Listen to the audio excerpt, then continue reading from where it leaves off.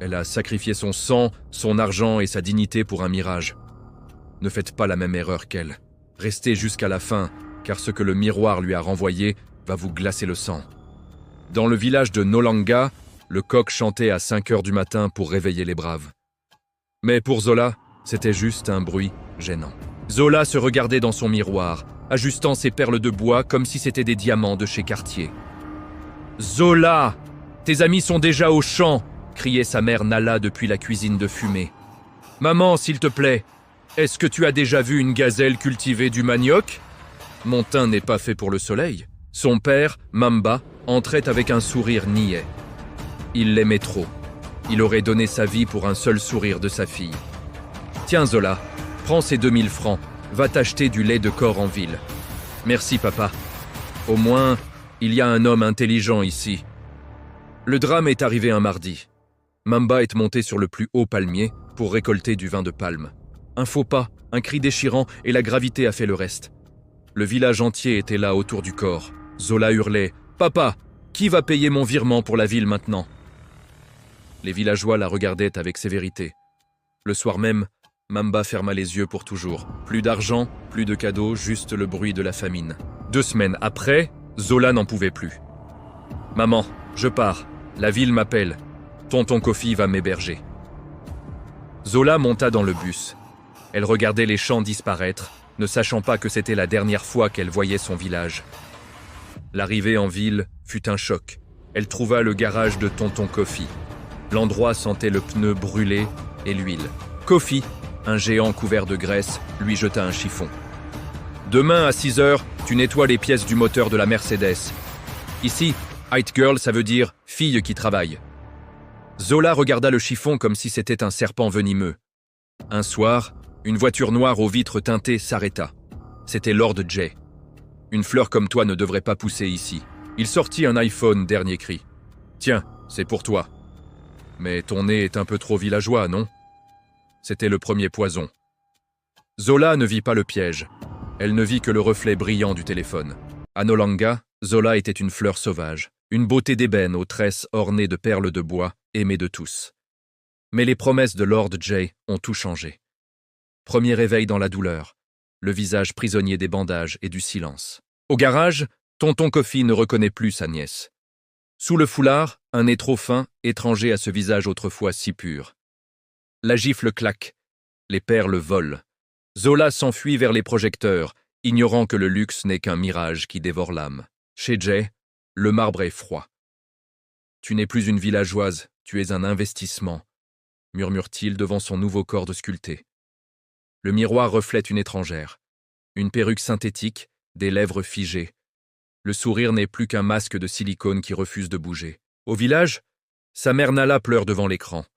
Elle ne voit qu'une statue de sel prête à fondre sous la prochaine pluie. 50 000 abonnés admirent son agonie. Zola prend un dernier selfie, grimaçante de douleur, tandis que Jay compte ses billets dans l'ombre. Zola ne dormait plus.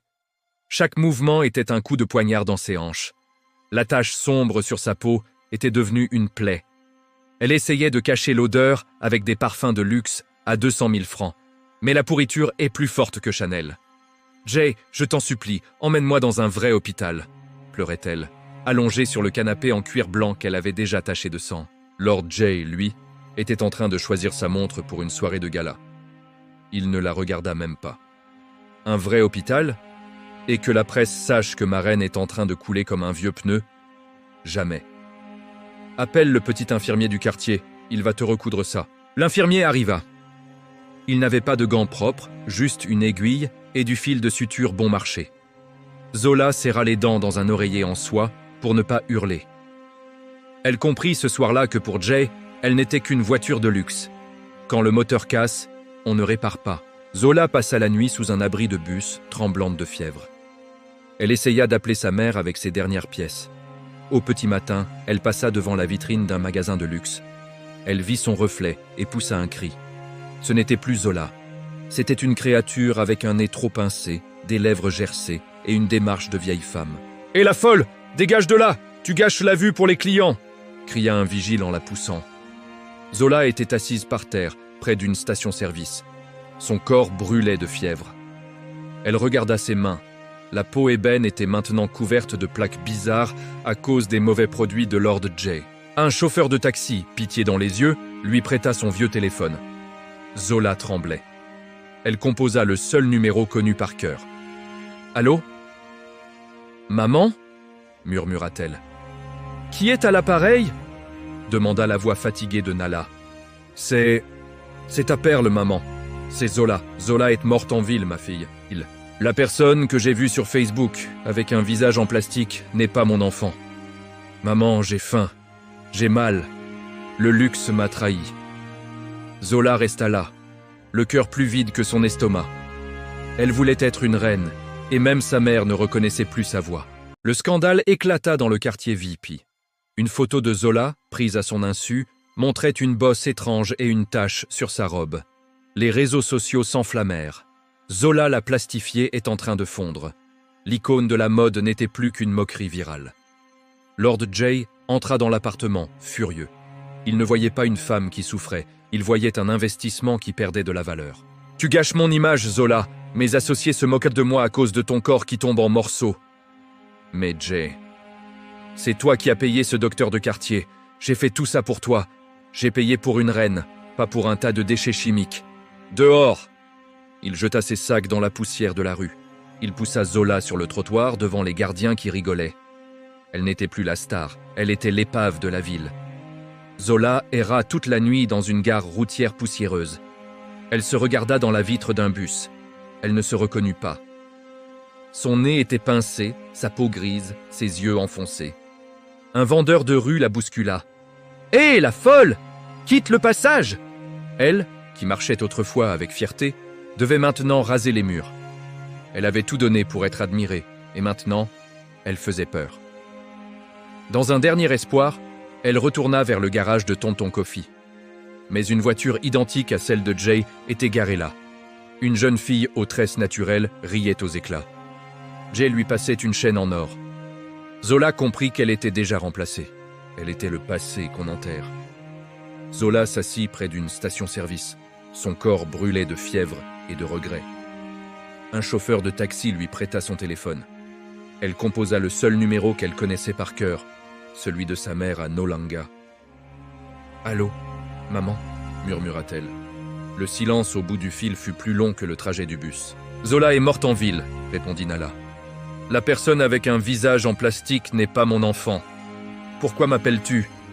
Maman, j'ai faim. Le luxe m'a trahi. » Mais l'appel s'arrêta. Zola resta seule, le cœur plus vide que son estomac. Elle suivit l'odeur de la fumée jusqu'à une immense décharge. C'est là que vivent ceux que la cité a recrachés. Dans une cabane de tôle rouillée, une vieille femme lui offrit de l'eau. « Tu es venu ici pour briller, n'est-ce pas ? Tout le monde te regarde, mais personne ne veut te voir. » Zola enleva sa perruque, révélant ses cheveux tombés par plaques. Après 3 jours de fièvre, elle sortit de la décharge. Plus de maquillage, juste un vieux pagne et ses pieds en sang. Devant un grand hôtel, la Range Rover de Lord J s'arrêta. Il sortit avec sa nouvelle conquête, ne reconnaissant même pas Zola. « Tiens, prends ça et va te cacher, tu pues !» dit-il en lui jetant un billet sale dans la poussière. Zola ramassa l'argent de son bourreau. Cet argent allait payer son bus pour le village. Le cycle était bouclé. Zola serrait son dernier billet de 500 francs, le prix d'un retour amer vers ses racines oubliées. À la gare poussiéreuse, elle avançait péniblement, portant sur elle les stigmates d'une ville qu'il avait brisée. Le regard du chauffeur était un miroir cruel de sa déchéance. Elle n'était plus qu'une étrangère pour les siens. Dans la chaleur étouffante du car, son visage transformé par la chirurgie devenait son plus lourd fardeau. Chaque secousse sur la piste défoncée ravivait la douleur de ses hanches, pris d'une beauté artificielle et toxique. Le paysage urbain s'effaçait derrière elle, emportant ses rêves de gloire dans la poussière orange du crépuscule. À Nolanga, le temps s'arrêta. Les villageois observaient cette silhouette frêle et méconnaissable avec une crainte silencieuse. Cachant son visage cicatrisé, elle cherchait le pardon de la terre qu'il avait vue naître. Sa mère, Nala, triait paisiblement les haricots, ignorant encore que le drame frappait à sa porte. Au pied de sa mère, Zola s'effondra. Les graines éparpillées marquaient la fin de son errance désespérée. Nala toucha cette peau froide et artificielle. Ce n'était pas de la joie, mais le cri d'un deuil insurmontable. Sous les ombres du soir, deux femmes pleuraient une vie gâchée par l'illusion d'une beauté qui n'était que ruine.